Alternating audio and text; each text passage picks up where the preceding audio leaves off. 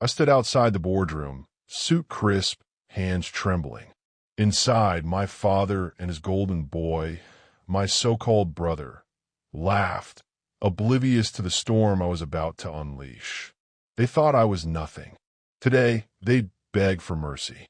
If you've ever been the black sheep of your own family, pushed aside, overlooked, underestimated, this story will hit home. So hit that like button, subscribe, and buckle in. Because this isn't just a revenge story. It's about reclaiming power, rewriting legacies, and watching the arrogant fall hard. I am Osteen, born and raised in West Texas. You'd think that being the eldest son in a wealthy oil family would come with perks, legacy, inheritance, respect.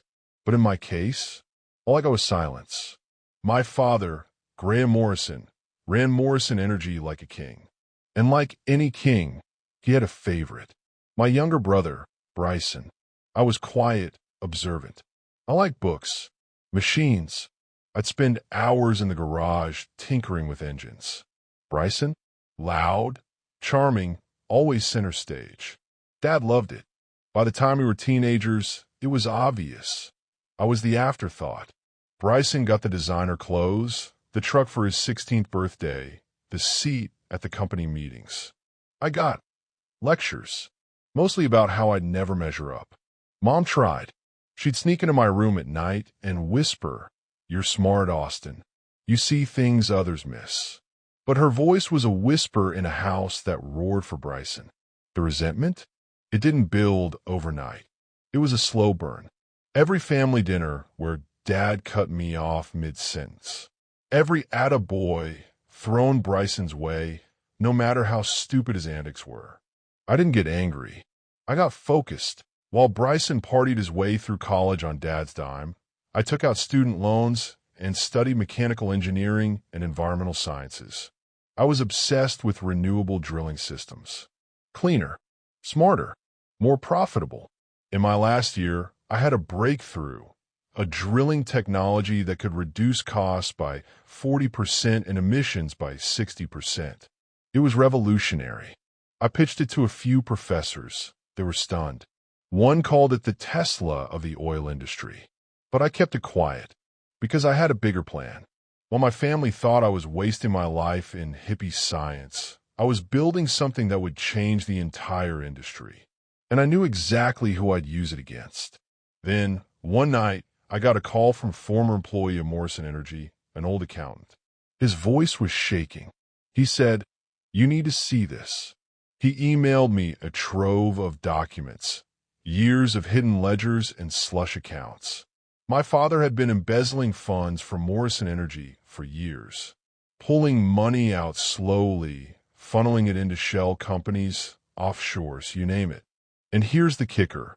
The company was on the verge of bankruptcy. He was bleeding it dry and planning to leave the wreckage to Bryson.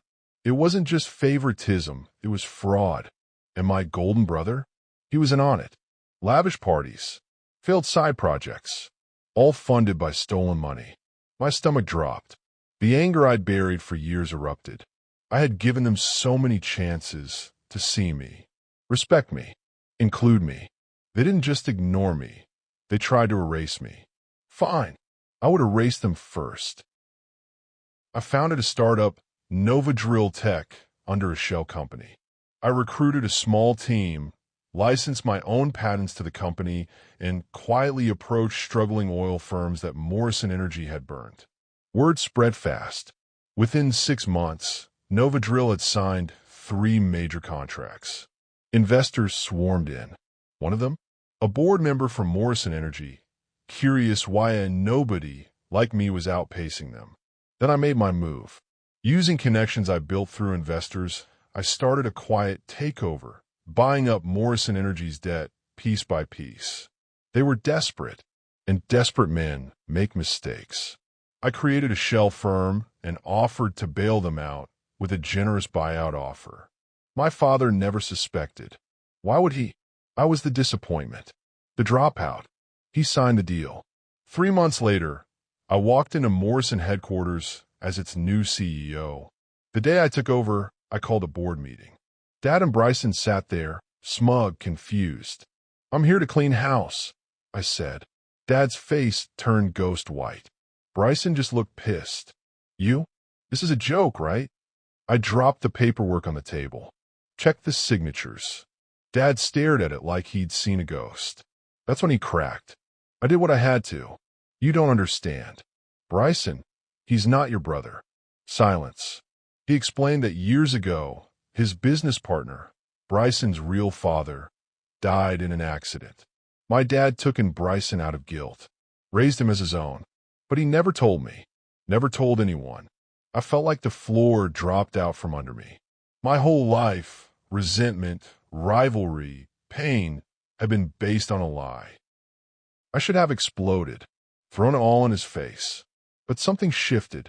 For the first time, I saw my father not as a tyrant, but a broken man. He had tried to cover guilt with control, love with money. Bryson? He wasn't the enemy. He was a pawn just like me. I told them the truth. The company was no longer theirs, but they could stay on. Under me. If they chose to work, not leech.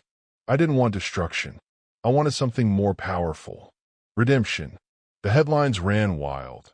Disgraced oil CEO ousted by a strange son. Shareholders were thrilled. Nova Drill's stock soared. At the next press conference, I walked up to the podium. My father and Bryson stood beside me. Not above, not ahead, beside me. The look in Dad's eyes? Pride. For the first time. And maybe a little regret. That was enough. Sometimes, revenge isn't about burning things down. It's about rising above the wreckage. Taking what was meant to break you and turning it into your foundation. If that hit you in the gut like it hit me, smash that like button. What would you have done if you were Austin? Let us know in the comments. And if you love stories where justice gets served cold and calculated, make sure to subscribe. You won't want to miss what's coming next.